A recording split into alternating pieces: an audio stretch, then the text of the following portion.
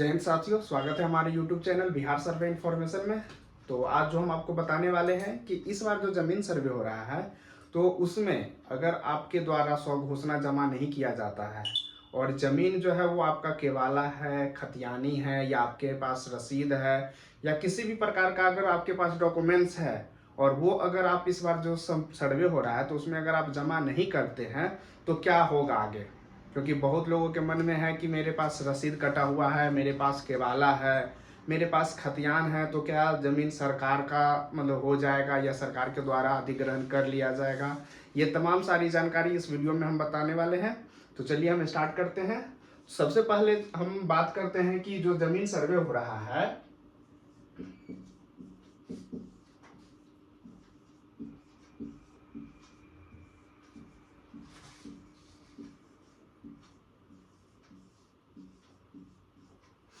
तो इसमें जो कागज जमा करना है वो आपको जो केवाला वाला जमीन है, अगर इसका आपका रसीद कटा हुआ है या कोई खतियानी जमीन है या कोई वासीगत पर्चा वाला जमीन है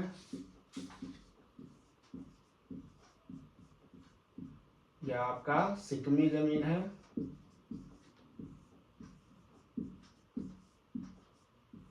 या बकास्त हो गया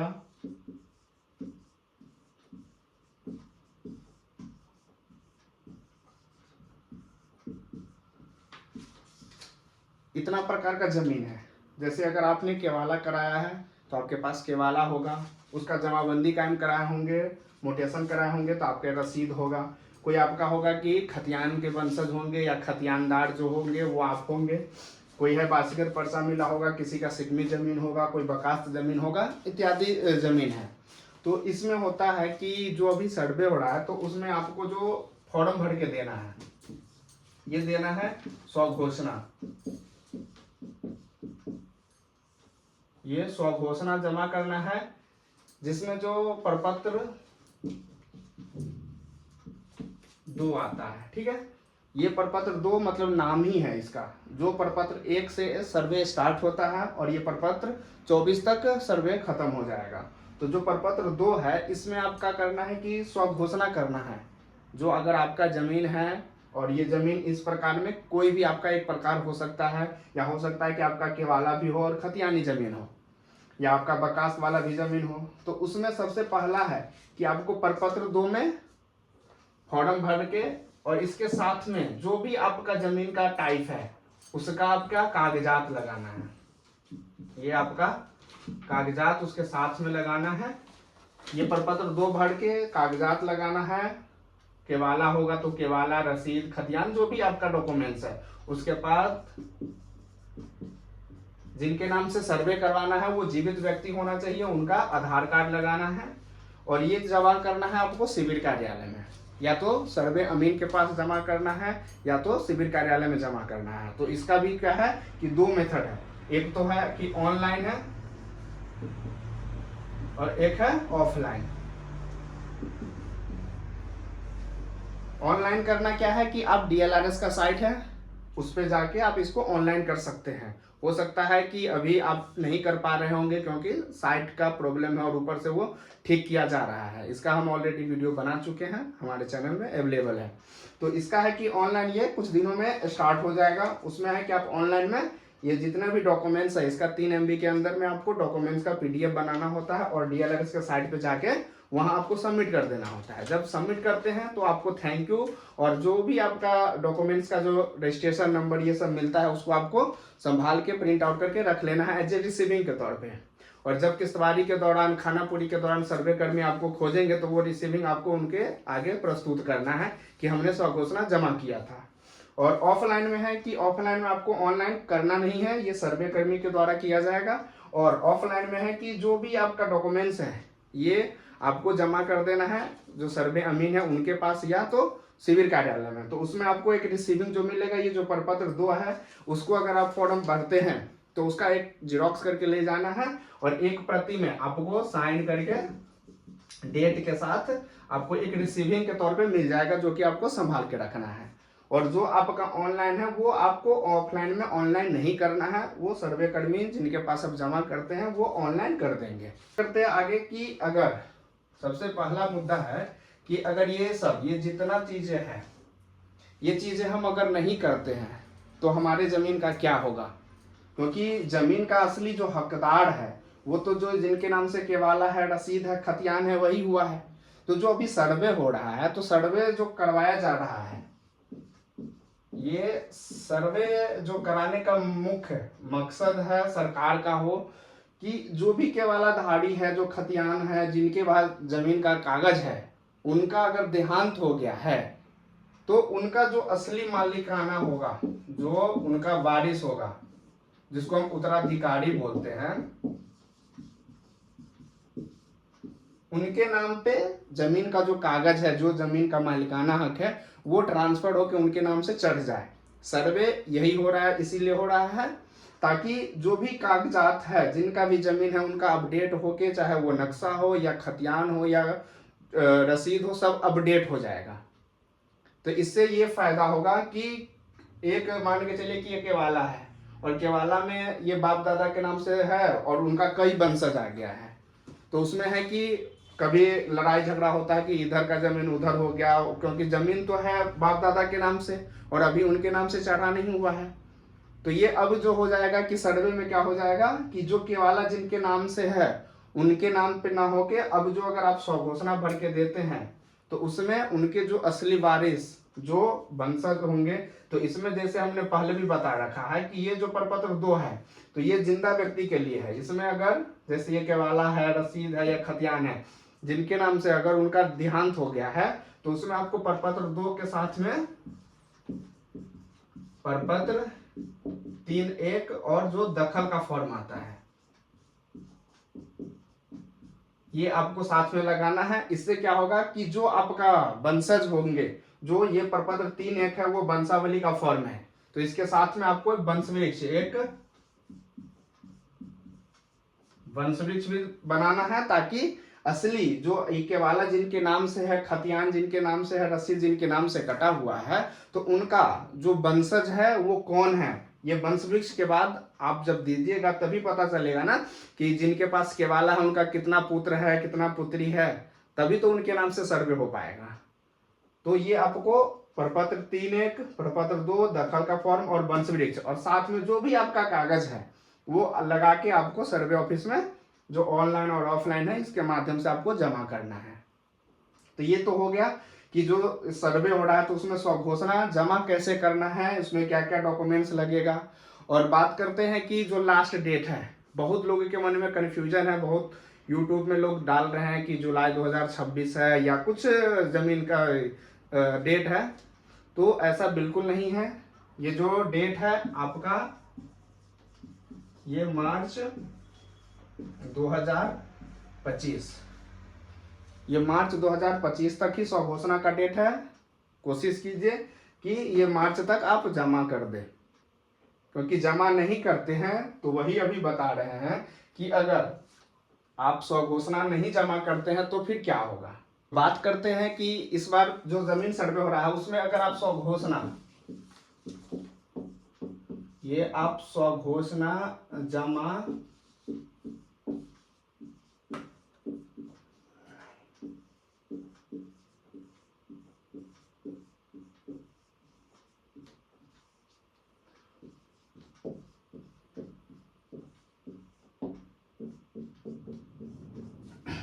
स्वघोषणा जमा नहीं करने पर क्या होगा,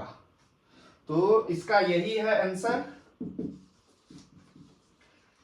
ये अगर आपका कोई भी जमीन हो, केवाला हो, खतियानी हो, ये सबके लिए लागू होगा।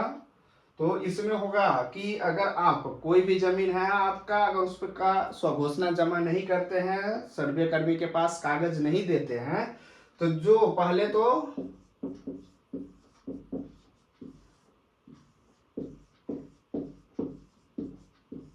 जिस भी खाता का, सपोज दैट कि ये आपका ये जमीन है, इसका जो आपका है वो खाता 2 है, खेसरा 15 है और रकबा कुछ भी हो सकता है, आपका 5 डिसमिल हो, 10 डिसमिल हो, जो भी हो, ठीक है। ये चीजें आपका केवाला है या कोई टाइप का भी जमीन है, ये खाता आपका लिखा हुआ और ये प्लॉट है, ये आपका जमीन का प्लॉट है, ठीक है। तो इसमें होगा कि अगर आपका केवाला भी है, रसीद भी कटा हुआ है, अगर आप स्वघोषणा नहीं जमा करते हैं तो जो सर्वे कर्मी होंगे वो सबसे पहले किश्तवाड़ में जब जाएंगे उस समय प्लॉट पे जाएंगे और प्लॉट पे जो दखलकार होता है उनका नाम लिखेंगे। तो अगर आप मान के चलिए कि सर्वे कर्मी गए और वहां पे आप अपना नाम लिखा दिए कि ये जो खेत है ये राम का है, ठीक है, ये जो खेत है ये राम का है, तो आप अभी मौखिक जाके लिखा दिए कि इनका दखल है। बट जब खाना पूरी, ये तो किश्तवाड़ का काम हुआ, किश्तवाड़ में सिर्फ दखल देखा जाएगा कि ये किनका दखल में है, किनका कब्जा है, ठीक है। और जब खाना पूरी का काम होगा तो खाना पूरी में आपके द्वारा अगर स्वघोषणा जमा नहीं किया गया है, आपके द्वारा डॉक्यूमेंट्स अगर प्रस्तुत नहीं किया जाता है, तो उस एवज में अगर आपके द्वारा दस्तावेज नहीं दिया गया, स्वघोषणा के माध्यम से हो या जैसे सर्वे कर्मी के पास अगर आप नहीं दे पाते हैं, तो जो अमीन होंगे वहां के जो सर्वे अमीन होंगे, वो सबसे पहले क्या होगा कि जिस मौजा का आपका जमीन है वो ये खाता नंबर 2 है और खेसरा 15, तो ये पहले वहां का खतियान खोजेंगे और उनके पास खतियान अवेलेबल होगा। ये खतियान खोजेंगे, देखेंगे कि ये जो खाता नंबर 2 है वो किनके नाम से है। तो जो खाता नंबर 2, ये जो हो गया आपका खाता नंबर 2, अगर मान के चलिए कि शंकर महतो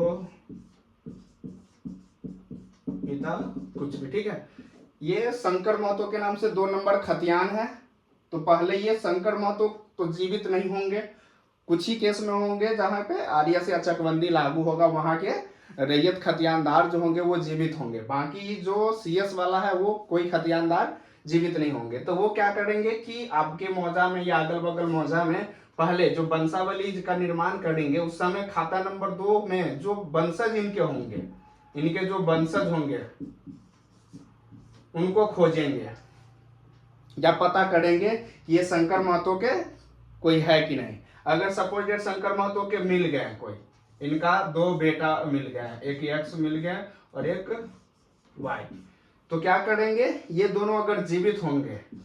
तो जो आपका जमीन का खाता 2 नंबर का जो 15 नंबर खेसरा है, ये खतियानदार के जो जीवित वंशज होंगे एक्स और वाई, इनके नाम से जमीन चढ़ा देंगे।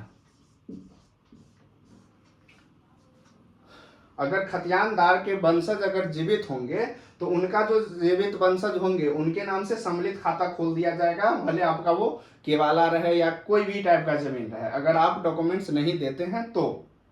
पहला केस में ये हो गया। ये पहला केस क्या हुआ कि जब खतियानदार अगर मिल गए या उनके वंशावली जो निर्माण होता है वो वंशावली में उनका नाम किसी के द्वारा बता दिया गया कि हाँ इनके वंशज ये है, तो उनके उपलब्ध होने के कारण जो खाता है वो इनके नाम से खुल जाएगा, जो कि खतियानदार के वंशज होंगे। अब आता है कि दूसरा केस, अगर सपोज डेट शंकर महतो के कोई आदमी नहीं मिला, जो वंशावली जो बनता है ये वंशावली, तो उसमें खतियानदार के कोई वंशज उपलब्ध नहीं है, न कोई किसी को पता है कि कौन बेटा है क्या है, या कोई आदमी है ही नहीं, तब उस केस में होगा कि न खतियानदार के रैयत होंगे, न जो केवाला धाड़ी है, न दखल जो आप दिखा रहे हैं कि ये राम है, तो वही जो किश्तवाड़ का काम के बाद जो खाना पूरी काम होगा तो उसमें वही लिखा जाएगा कि खतियानीदार के जो कोई वंशज उपलब्ध नहीं होने के कारण और जो नकार का के द्वारा कोई साक्ष्य प्रस्तुत नहीं किया गया है, तो उक्त के आलोक में क्या होगा कि जो खाता होगा वो आपका अनाबाद बिहार सरकार, ये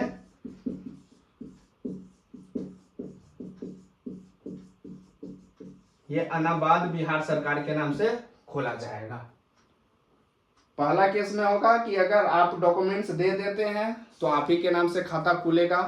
अगर जीवित है तो आपके नाम से, अगर जिनके नाम से खतियान है केवाला है उनका अगर मृत्यु हो गया है तो उसमें आप वंशावली देते हैं, अगर उसमें भी होता है कि अगर आप कोई बंटवारा, लिखित बंटवारा जिसको पंचनामा बंटवारा कहते हैं, वो आप करके दे देते हैं तो सबके नाम से सेपरेट, जैसे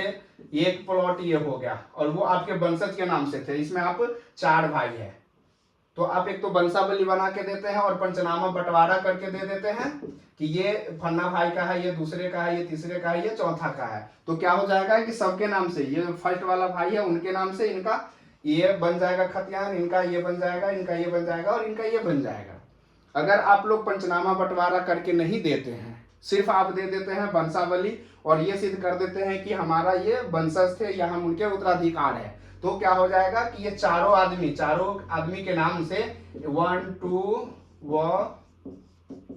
सम्मिलित खाता खोल दिया जाएगा। इसमें आपको फिर अलग अलग नहीं खोल के सम्मिलित खाता खोल दिया जाएगा। अगर आप पंचनामा बंटवारा करके दे देते हैं तो सबके नाम से सेपरेट खुल जाएगा। तो ये तो हो गया कि अगर आप डॉक्यूमेंट्स दे देते हैं तब। अगर आप डॉक्यूमेंट्स नहीं दे देते हैं तो अगर खतियानी रैयत के वंशज होंगे उनके नाम से खाता खुलेगा। अगर उनका नहीं होगा, न खतियानदार के वंशज होंगे, न आपके द्वारा कोई डॉक्यूमेंट्स नहीं दिया जाएगा, तो अनाबाद बिहार सरकार के नाम से खाता खोल दिया जाएगा। तो अब मन में सवाल ये होगा कि ये जो अनाबाद बिहार सरकार के नाम से खाता खोल दिया गया है, तो क्या हमेशा जमीन उन्हीं के नाम से रह जाएगा या फिर आपके नाम से हो सकता है? तो हाँ, इसका भी उपाय है, इसका भी प्रोसेस है कि जब अगर आपके नाम से अनाबाद बिहार सरकार के नाम से खाता खुल जाता है तो उस समय क्या होगा कि एलपीएम, जो खाना पूरी पर्चा होता है, तो उसमें एलपीएम दिया जाता है। ये आपका खाना पूरी पर्चा, तो जब ये डिस्ट्रीब्यूट होगा उस समय खाता अनाबाद बिहार सरकार के नाम से है या खतियानी रैयत वंशज के नाम से है, तो आपको क्या करना है कि प्रपत्र, ये आपका प्रपत्र 8 आता है, उसमें आपको दावा आपत्ति करना होता है। ये क्या होता है? प्रपत्र 8 में आपको दावा आपत्ति करना होता है, जो कि आपको सिविल कार्यालय में करना होता है। इसका भी 2 प्रोसेस है, आप ऑफलाइन भी कर सकते हैं। ऑफलाइन के लिए आपको सिविल कार्यालय में जाना होता है और ऑनलाइन के लिए आप डीएलआरएस के साइट पे ऑनलाइन भी कर सकते हैं। तो ऑफलाइन करने के लिए आपको क्या होगा कि जो आपके पास अभी तो आपने क्या है, स्वघोषणा आपने नहीं दिया, जमा नहीं किया कागज, लेकिन अब दावा आपत्ति में आप वही डॉक्यूमेंट्स, अगर ये आपका जमीन था और आपने स्वघोषणा जमा नहीं कर पाया, इसके चक्कर में क्या हुआ कि खाता खतियानी रैयत के वंशज के नाम से खुल गया है या तो अनाबाद बिहार सरकार के नाम से खुल गया है, तो उसमें क्या होगा कि अभी आप दावा आपत्ति में अपना जो सपोर्टिंग डॉक्यूमेंट्स है, वो खतियान हो या केवाला हो या जो भी डॉक्यूमेंट्स आपका है, वो लगा के आप दावा आपत्ति कीजिएगा। दावा आपत्ति करने में क्या होगा कि इसमें आपको सिविल कार्यालय में 1 से 2 दिन आपको बुलाया जाएगा। उस समय जो अनाबाद बिहार सरकार के नाम से खाता खुला है और आपके द्वारा जो डॉक्यूमेंट्स दिया गया है, तो पहले आपका डॉक्यूमेंट्स जांच किया जाएगा। वो सर्वे अमीन जो है वो अपना रिपोर्ट तैयार करेंगे कि हाँ, फन्ना आदमी के नाम से जो जमीन का कागज दिया गया है वो सही है और वो जो खाता है वो खाता हटाकर इनके नाम से दर्ज किया जा सकता है। तो वही है कि इसमें है कि रैयती जमीन का 2 हो गया, एक तो रैयती हो गया और एक हो गया सरकारी। तो अगर रैयती जमीन में अगर ऐसा केस आता है तो जो हमारे कानूनगो पदाधिकारी, कानूनगो सर होते हैं, उनके द्वारा किया जाएगा, और जो सरकारी है वो हमारे एएसओ सर जो होंगे उनके द्वारा किया जाता है। तो उसी यही प्रोसेस है कि आप दावा आपत्ति के माध्यम से जो जमीन है वो अपने नाम से फिर आप ट्रांसफर करवा सकते हैं, बशर्ते आपको उस समय साक्ष्य देना पड़ेगा, तभी आपके नाम से हो पाएगा। आशा करते हैं कि आज का वीडियो आपको समझ में आ गया होगा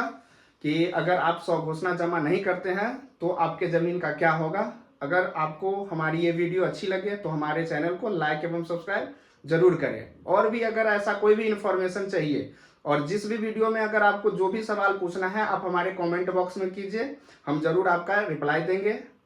वीडियो देखने के लिए धन्यवाद।